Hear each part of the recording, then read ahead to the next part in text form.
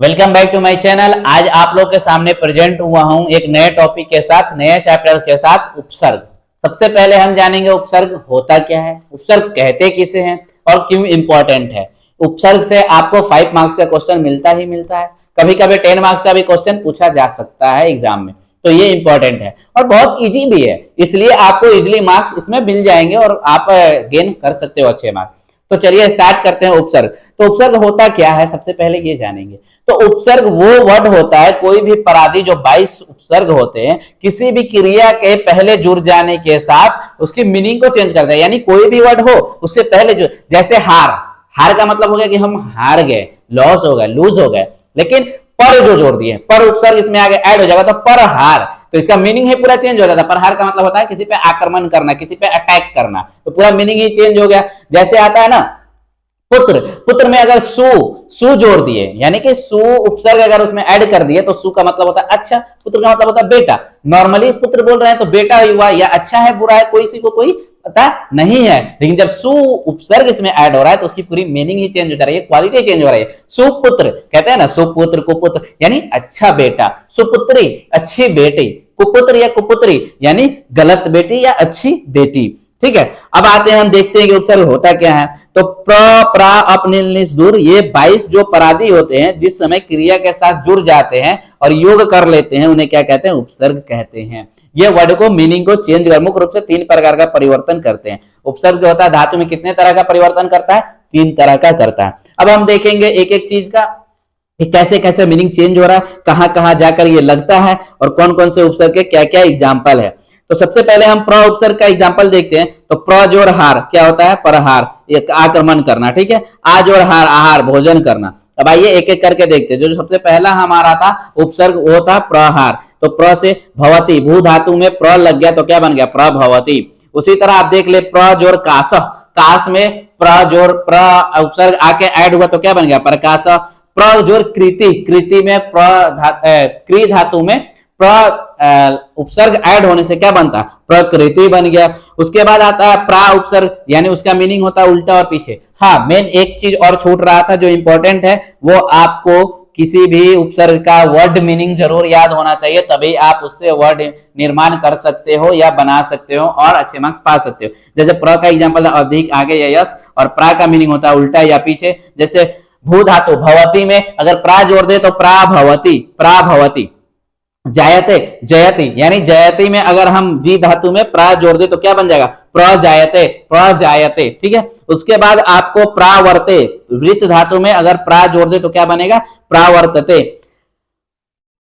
इसी तरह से जो तीसरा उपसर्ग है हमारा वो अप है। अप का मतलब होता है बुरा या अभाव, तो अप जोड़ करोति, क्री धातु में अप उपसर्ग ऐड होने से क्या बनता है, अप करोति। अप जानती, ज्ञा धातु में क्या जोड़े हैं, अप उपसर्ग जोड़े तो क्या बनता है, अप जानीते।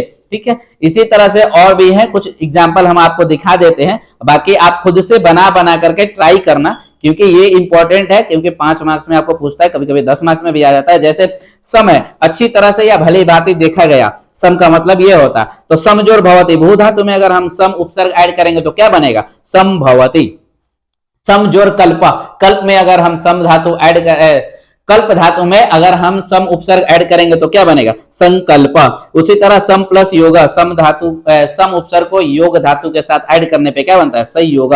उसी तरह से अनु है, अनु का मतलब होता है पीछे, अनु का मतलब क्या होता है, पीछे, तो पीछे। अनु जोड़ गच्छति, गम धातु में अगर हम अनु ऐड करते हैं तो क्या बनता है, अनु गच्छति। उसी तरह से अनु जोड़ शासन, शासन में अगर अनु उपसर्ग ऐड करेंगे तो क्या बनेगा, अनुशासन। जो इजी आपको लगे ना, 5 एग्जांपल बस आप याद कर लेना, याद भी नहीं करोगे तो इसका मीनिंग याद करना कि मीनिंग क्या होता है, उसके बाद खुद से आप बना सकते हो।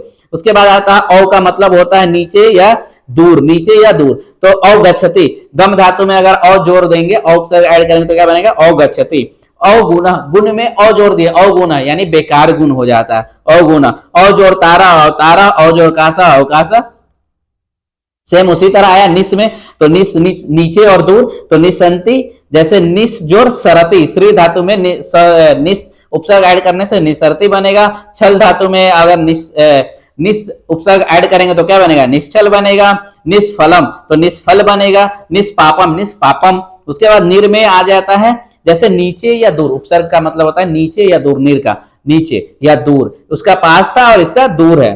तो जैसे आप देख लो, निर्जोर कारा, निर्जोर अकारा, अकारा में निर लगेगा उपसर्ग, तो क्या बनेगा निराकारा। निर्जोर निर्जोर नया, निर्नया। उसके बाद निर्माण, निर्जोर मानव, निर्मानम।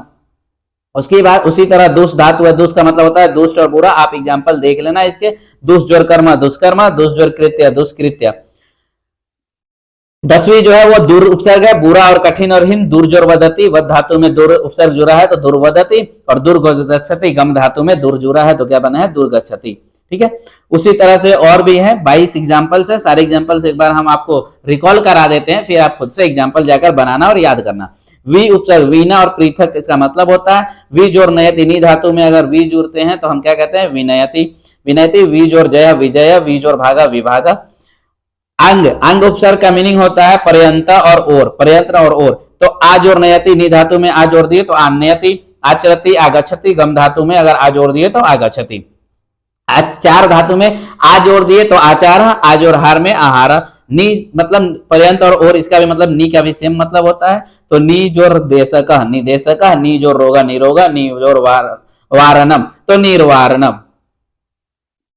सेम उसी तरह अधि उपसर्ग का मतलब होता है प्रयत्न और ओर। तो ये कुछ उपसर्ग ऐसे हैं जिसके मीनिंग सेम होते हैं, तो आप सेम वर्ड बना सकते हैं उसे। ठीक है, जैसे अधि जोर क्रीता अधिकृता, अधि जोर आत्मा अधि आत्मा, और अधि जोर अस्थता अधि अस्थता।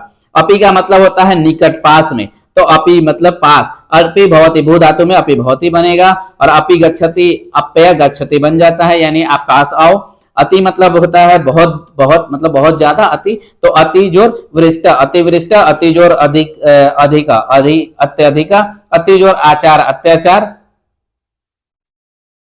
उसके बाद आता है जो 17वां है वो आता है सु उपसर्ग। सु का मतलब होता है सुंदर, यानी सुपच्यति, पच धातु में अगर हम सु जोड़ देंगे उपसर्ग तो क्या बनेगा सुपच्यति। सुशोभते, शोभते में सु उपसर्ग ऐड करेंगे तो क्या बनेगा सुशोभते, शुभ धातु में। चर धातु में अगर सु जोड़ दिए तो सुचरति, सु जोड़ गंधा सुगंधा। उसके बाद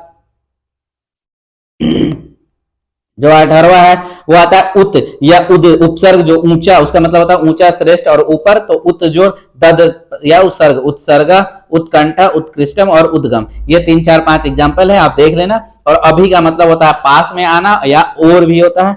तो अभी गच्छति, अभी मतलब पास आओ। गम धातु में क्रिय धातु में अगर अभी जोड़ते हैं तो क्या होता है अभिकल्पते, अभिष्ट, अभ्यासा, अभ्यागत।